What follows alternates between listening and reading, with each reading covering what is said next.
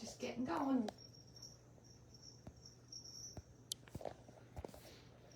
Okay, I'm live. Can you check to make sure we're on Deanne Fitzpatrick page? There, yeah. I don't know what happened. I don't know what happened. So it's live from Deanne Fitzpatrick's studio, and I've got company today. A really, really special guest. And our special guest does not have a name yet. But I'm a little bit in love, I have to say. He doesn't really like that collar that much, Ange. He likes my wool. And Angela has a new cat. And what breed of cat is he, Angela? He's a Himalayan ragdoll mix. He's a Himalayan ragdoll mix. That's what he is. Oh, yeah. Yeah. I know. Look how beautiful he is. Oh. Joni Black. Oh, my Lord. I know. Aren't we lucky? And so I think he might come, he might be a studio visitor once in a while. Really, I don't see why he couldn't come in for the afternoon once in a while and hang out with us. Don't you think? Or will he be happy? Or your staff getting the work done. Will anybody get anything done? Yeah, maybe that's not such a good idea, but I think he's so lovely. Now you can't pull out my loops. He's trying to pull out my loops. You can't pull out my loops. No, you can't. Look at him. Isn't he a beauty? Oh, there he is. There he is. Yeah, he doesn't want to stay with me now. He wouldn't leave me before. He likes the wool. He loves the wool. He does. So Angela hasn't named her cat yet. Rich was in, her husband, and he had all kinds of names that were sort of based on video games that we were all kind of worried about. We're hoping that Angela gets to name them. I don't know. Isn't he beautiful? So today, on Thursday Live, we are going to, if we can get the wool, we're going to have to bring him a little wool. Kaylee, you're going to have to take him a little wool. If we can get him moving, you can lure him with this, Kaylee. As he sees that moving, look. Well, maybe not. Do you want to? Do you want that? Do you want that? Do you? Do you want that? I know. Here, Kaylee. Kaylee's going to hold that. No. No, he says, I'm really happy where I am. Why do I need? All right. But I got to show these people how to hook rugs. I wish you had a name so we could really talk. It's hard to connect with someone without knowing their name, isn't it? Think about that. Oh, you can't pull my loops. No, I know. What does he call them? Fiber. Oh, he says I'm not happy. Oh, we got him. Oh, yes, I know. Oh, he's really mad. He's mad. Got the wool. You can take some wool with you. We'll give you 2 strands of thicket. There you go.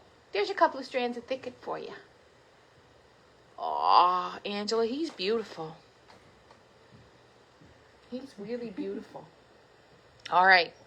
So this is what we're going to talk about today. We're going to talk about color school. I'll talk about that in a bit. But I've been inspired by looking at, for a long time, I've been looking at paintings of florals, and I've been really inspired by paintings of florals. I've ordered a couple of books on drawing flowers and images on flowers, and I am making my rug backwards today. And one of the things that's happening as I'm painting too, right? I'm just going to show you my painting just out here. Not because this painting is any good, because it isn't, but this is like I'm doing a painting, and I'm working on the painting, I'm drawing, and I'm doing different things. And this is just maybe layer 5 of maybe 50 layers that are going to be on this painting. But what it's making me do is it's making me think differently. So this is the kind of thing that we do in the harbor a lot. We talk about, trying different techniques and different ideas and then carrying them into your own work. And that's part of what it is to be an artist, is you're always looking. So say, for example, if I'm looking on Instagram and I'm finding myself really influenced by someone's work, I'll probably stop looking at it just because I don't like to be too heavily influenced, or if I find myself following a painter and I'm really influenced by their work. And usually it's painters or it could be a potter, you know. It could be a photographer. If I find myself being too influenced, I usually close the book because I think you need space from things. So what I'm doing here now, so the practice of painting has made me try to look at my hooking differently. Okay, so instead of hooking so what I've done is I've outlined this, and I want to show you something that I've done in this outline because it's really, really important. Instead of outlining, it's a vase of flowers, which I know you can barely see, but you will see it when I'm done. But instead of looking at this as a vase of flowers and outlining it in black or whatever, I tried to think about using a lot of different colors for outlining in the same image, because I think that will be really beautiful. So, and instead of making the leaves green, sometimes I made them navy blue or teal. So over here you'll see that this is a studio pick yarn. It's a mohair yarn, and I grabbed that, and then I grabbed this yarn. It's on our Rasta and Friends, and I outlined some with that, and then I used some mulberry. I used some cut purple wool. Of course, I used black Briggs and Little, but I also used a thick black that I had, like a big thick black. So some of the outlines are thick and some are thin. And then I used this. I think that's it's a shade of Briggs that we have that might be. I need Kaylee here to tell me the names of all of these. I just hook them, but she keeps track of her and Joe keep track of things. And I also got this, it's called a Halifax yarn. I haven't used this, but I'm going to use this for some floral centers in here. So, and that's a studio pick. So what I did was I outlined all of these, but you see that I have maybe 7 different colors in an outline in a very small rug. This rug is 16 by 16. I can hear her bell, his bell. And that's good because when Angela's husband brought him into the studio, she was afraid that he was afraid that he would roam around the studio and get lost, and then we wouldn't be able to find him. So he wanted to, because Angela said, "Oh, he doesn't need a bell. He doesn't need a bell." And he said, "Well, what if he gets lost in that little tiny cat? I mean, he'd get lost in a bag of yarn here. Really, think about it." Once my sister gave me her cat for 3 days to look after, and he got lost underneath our pantry like a little thing. So, and there's so many cubby holes here. He could go down the basement. Can he go downstairs? Yep. He can go downstairs. Yep. How does he get downstairs? He's so small. Oh, he's a climber too. He's like a slinky. Yeah. Isn't he? Yeah. So I can hear the cat's bell. He just sounds so sweet. When he's not meowing. Anyway, so what I did was I outlined these in all different colors, and that's going to make this rug significantly more interesting.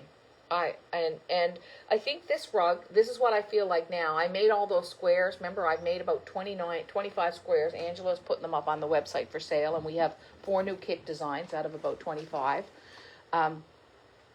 Then what I've decided to do after outlining all of these different things, it's important to change your work, right? It's important to keep changing the way you do things.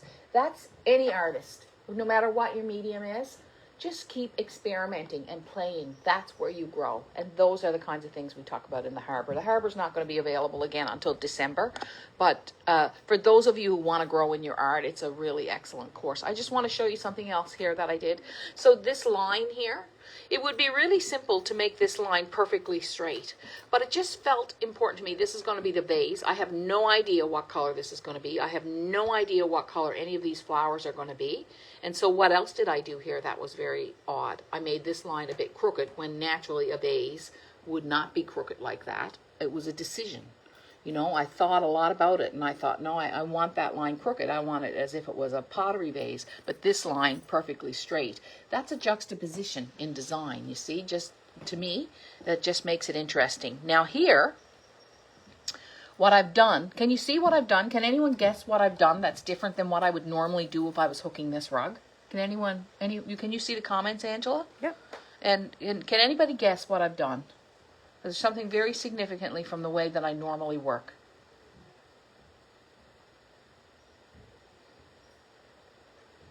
Any thoughts? So I'm going to hook now.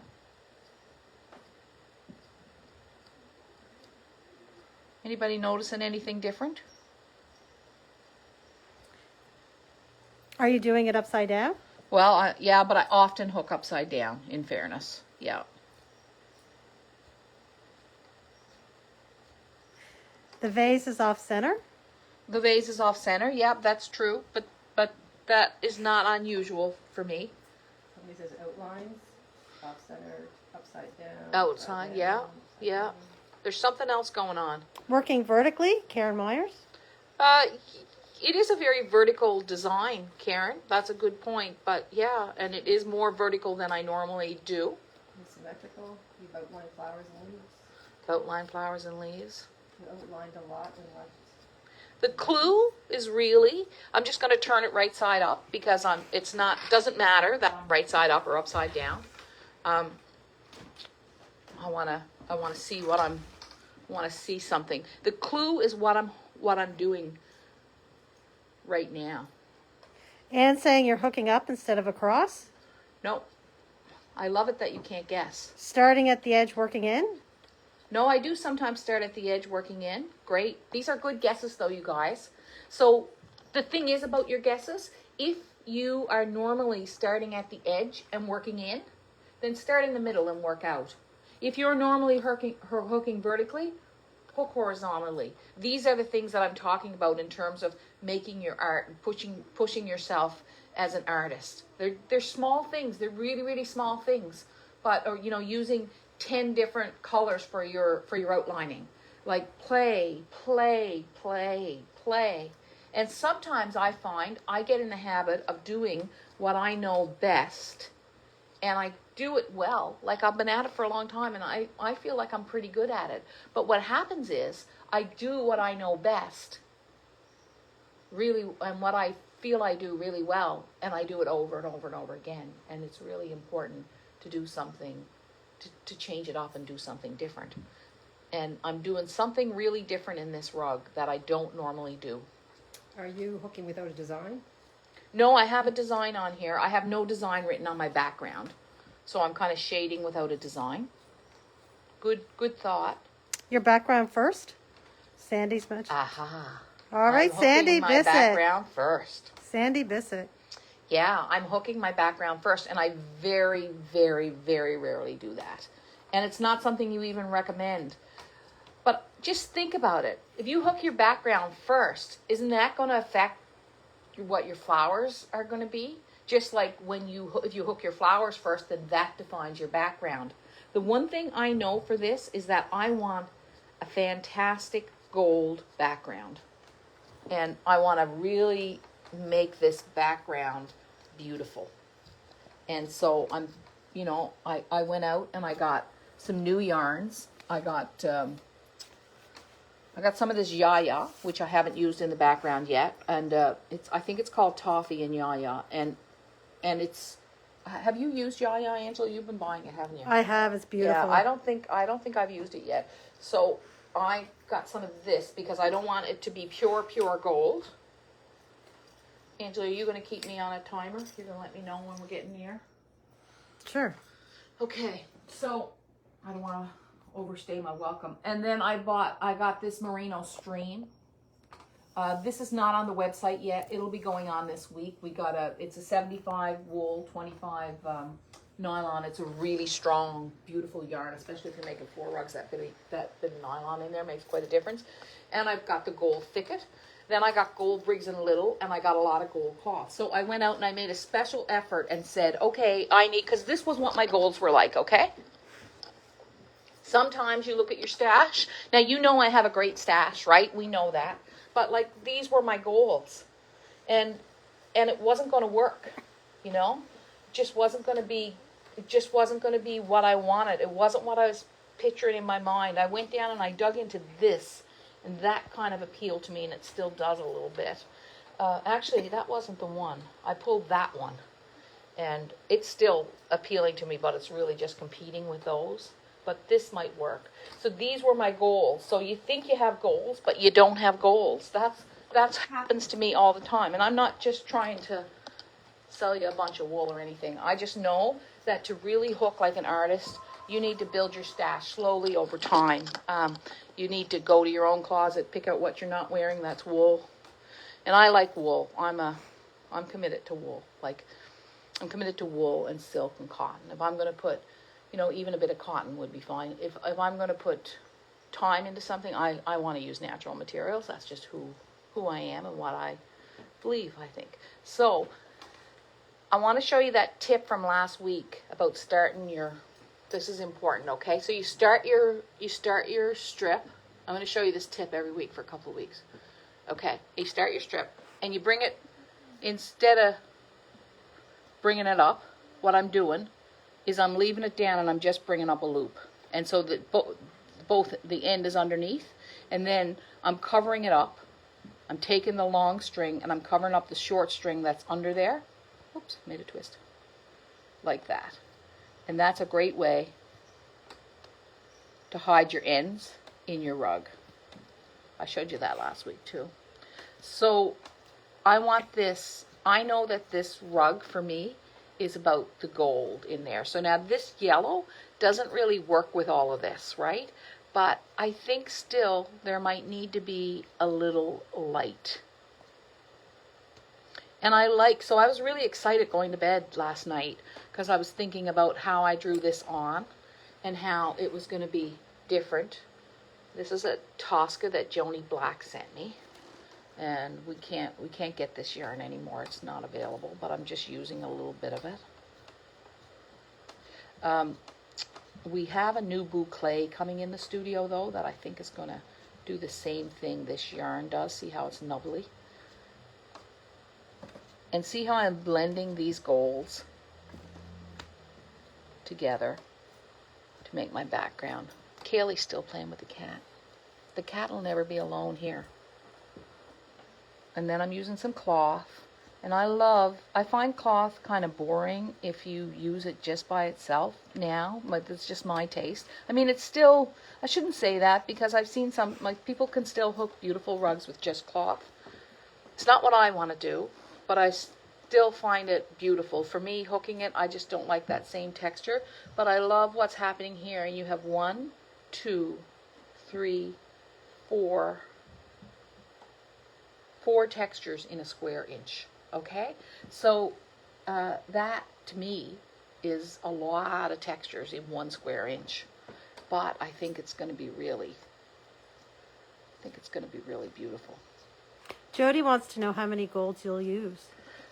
So far I have this curly locks 1, 2, 3, 4, 5, 6, maybe 7, maybe 8, maybe 9, because I have this piece of velvet. I think 9 or 10, and this is a 16 by 16 inch piece, maybe 12, Joni. I'm not exactly sure. I'm going to cut this green off of here. I don't want that in here, but I might use that green like somewhere else in the rug. When you use cloth again, Deanne, I'm going to go wonder, they'd like to see. Yeah.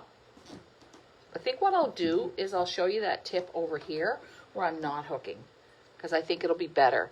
So this is an important tip, just tidying up, keeping your loops tidy. Lorna's here taping today too. Lorna's taping live for Instagram because we've had some requests to put it on there. Hi Lorna, welcome. How long have you worked with me, Lorna? 11 years next month. 11 years next month. How long are you staying? You're not going anywhere soon, are you? No. No, good. Good. All right. I found Lorna at the rink. It's been the best. It was just like mine and gold. It was really been great. Thank you for being with me. All right, so here's my strip. Lorna is also my neighbor, and we raised our kids together, and our sons played so happily together, and then fought so happily together. And then Adele and Brady are best friends still, I think. Oh, yeah. My daughter and, and Lorna's son. So, okay, so here's my loop.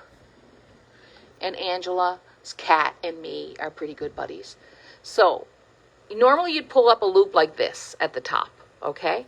So now what I'm going to do is underneath Ange, can you see that? See how I'm just, there's underneath there's that little piece of wool that's just there.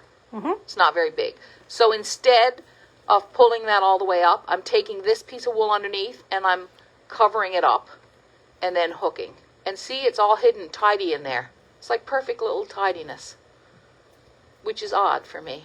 But I don't know. No one ever taught me to do that. I just started doing that, and I like it. I like the way it looks. And I just kind of I like the way it looks. So now let's put a piece of velvet in here. We have a lot more colors of velvet coming in. A lot of natural tones. I ordered a lot of natural tones of velvet. So we'll have those in soon, I think. You're working on linen, correct? No, I'm working on burlap. Yeah, I think anything small, I'm fine working on burlap. I've just been liking burlap a little bit and kind of getting back to the roots of things a bit. So why did painting lead me to this? To doing it differently? Well, painting makes me paint more. It makes me look more too, just like rug hooking makes me look more. But painting was making me see the negative space a little bit, and so then all of this area became important negative space for me, and I think so that was one of the things. And I also, like, when I paint like for 5 minutes or 10 minutes. I don't paint for very long. When I hook for hours, so I just leave that out there, and then I just go lay a layer on it, and I'm really just having fun. I just want to keep doing really I just want to keep being like, oh my gosh, when I put the velvet in, look at that. And that's hand cut velvet, okay? So see how wide I cut it and how wonky it is? But look at the difference. Does it matter which direction you cut your velvet? Mostly it doesn't. Now, some velvets are stretch. This isn't. This is a velvet with silk and rayon. It's a nice, really nice velvet.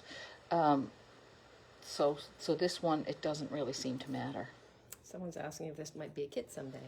This, I have no idea. I don't really think about, when I'm making my rugs, I try not to think about making them kits. I just try to think about making them originally, except for when I was making those 6 by 6 inches. I mean, that was a very intentional thought that I was doing that. But generally, no, I just try to make original art. Like, I try to just make one-of-a-kind original pieces of art. Now, is there any issues with pressing at the end with the velvet? I haven't had any issues. I think, you don't want the iron right on the velvet. I know that. You want to have your wet cloth in between. And I think you should smooth it up a little bit. I sort of hand comb them up like this after I've done. But look at that. That looks beautiful. So I'm really happy with what I'm making right now. And when I'm happy, so I was over to visit my sister last night, had a bowl of chili. And then I didn't have to cook supper. Then I took a bowl of chili from there home for Robert, so I didn't have to cook him supper. Not that I have to. He's fine on his own, but, I like to.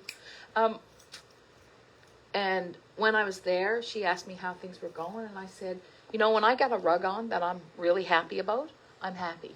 Right? So when I start like a new idea and work out a new idea, and what I'm going to really teach myself to do in the next few weeks is I'm really going to teach myself how to draw flowers.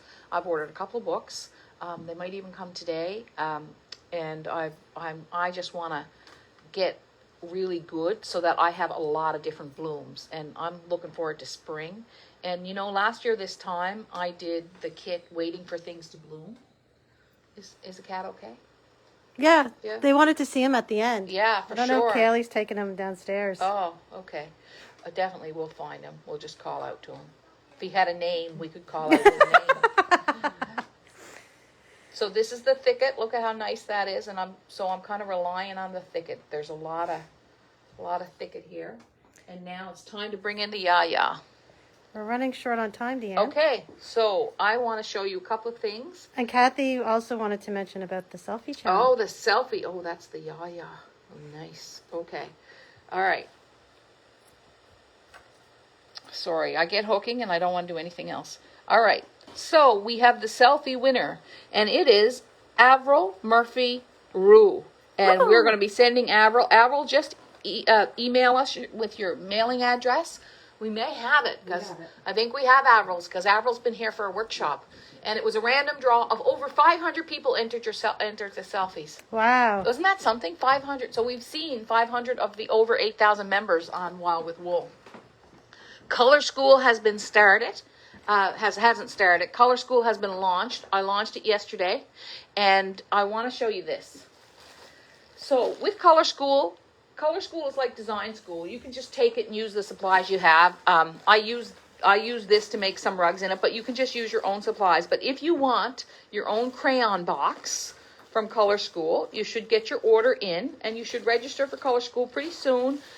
It's on sale until April 4th, and it's April 3rd, and it starts on April 6th, I believe, and it's a 2-week course, but you can keep it and do it anytime you like. So here's our crayon box. So this is what we're doing. We've got every color that you would find in an 8-pack Crayola box. And so the good thing about these colors is that if you get red, you also get pink. You get a lot of different shades of red. And same with yellow. You go from a buttercup to a more intense kind of goldy yellow. And this is the marigold color that we used in my marigold the other day. And it's variegated too. Not as variegated as the others. There's the plum. So this is the crayon box. It's done on Atlantic. And you will learn in Color School about what I call the rug hooking color wheel, which is a little bit different. And there's the brown. Remember your first pack of crayons? So Color School is about living color and about using color and making color. And it's about loving color. And there's a good strong green. And then there's a blue that goes from light blue to royal. This color is perfect for water and sky. And then we have this gray, and you guys were wondering, what did you outline that caribou with? And I couldn't really tell you at the time. I couldn't because I didn't have it, but there it is. So this is Color School, and we have launched it, and you can purchase it. It's $249. It's the biggest course besides the Harbor that I have ever made, and there it is. That's the crayon box. Now, I just want to tell you, you can just take Color School. You don't have to buy extra supplies. You can just take Color School and do it, or you can. And this is what you're looking for if you want it. And I think we have quite a few of these still, don't we, Ange? We still have quite a few of them. So we're good that way. So I'm going to wrap these up, skein them. How do you skein? You go like this. You give it 1, 2, 3, under and up and over. And I'm not an expert skeiner, but I can get the job done. Now we better go find the cat. Leah wants to know, though, she's a little bit misunderstood Color School. She thought it was about dyeing wool. Oh, there is a section in Color School about dyeing wool. That is one part of Color School, but it is not all about dyeing wool because color is bigger than that. So it's about using color as an artist, and it's about, we talk about the psychology of color, we talk about color literature, we talk about, we talk everything that I could possibly think of about color, which ended up being over 50 videos. Yeah, that's great. And a PDF that is, I don't know how many pages that PDF is going to be, but when I looked at the word count, it was over a lesson with over 11,000 words. So it is a huge course that I've been working on since I finished design school and making videos for since I think early this fall. So it is going to be, I think it's going to be an excellent course, but it's not going to be a big, long lesson in the color wheel. That's not how I use color, and I'm just going to be teaching you what I know about color. I mean, I do know about the color wheel, and we will be talking about it, but you can find that anywhere. This is a special series of videos that really explores what I have needed to know about color to create my rugs, I think. Yeah. So I hope that makes sense, and I think we've gone over a little bit. And this was our first Thursday live that we added also to Instagram as well as Facebook. So for those of you who are on Instagram, welcome to Deanne Fitzpatrick Studio. And to those of you on Facebook, thank you, as you always do, for coming back. I really appreciate it. And when you share rug hooking, you never know what you're sharing with people. You just could be giving them the gift of friendship, the gift of community, the gift of having something to love, the gift of knowing what to do with their hands. It's really important. It's good for us all. Sure. I just want to know, is Color School for anybody? Do you have to be beginner or advanced? Does it matter? Oh, I think it could be for anybody. All our courses can begin with the free rug hooking beginner course. So a quilter called today, and I think she's going to join Color School. It's about wool and color. But yeah, for sure. No, you don't have to be really advanced, but I think even if you've been hooking for a long time, you'll learn a lot in color school. Does that make sense? Any other questions before I go? Gotta find the cat. Better get the cat. Where's Kaylee and the cat? On the couch. Oh. See you guys. Thank you for watching. And we'll go out with the little cat. The kitten.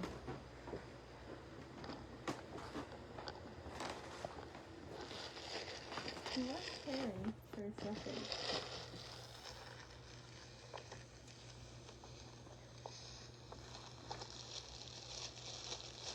It's not her nose.